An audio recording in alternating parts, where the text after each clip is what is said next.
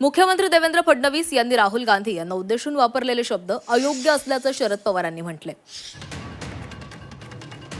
फडणवीसांनी राहुल गांधींवर केलेल्या टीकेबद्दल त्यांनी नाराजी व्यक्त केलेली आहे। राहुल गांधी हे विरोधी पक्षनेते आहेत, त्यामुळे त्यांच्यावर अशा शब्दात टीका करणं योग्य नाही असं पवार म्हणाले। मोदीजींनी जे सांगितलं त्याचा जर अर्थ राहुल गांधींना कळला नाही तर आता त्यांना दोष देता येत नाही, कुठेतरी त्यांची समजच कमी आहे। पण तो जनतेला कळलाय आणि त्यामुळे जनता रिस्पॉन्ड करेल।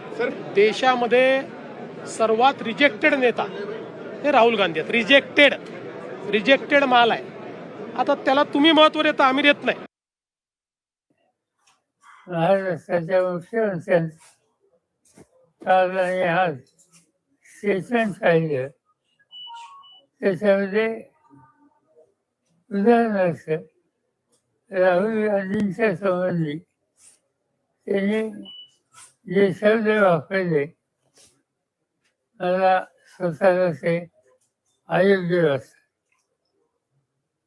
राहुल गांधी हे विरोधी पक्ष नेते आहेत आणि तेही संसदेत, आणि त्यामुळे सिंगल सवारीची भाषा या पदावर असलेल्या व्यक्तीच्या संबंधी चालली तर आपली स्टेटमेंट लोक अधिक गांभीर्याने घेतात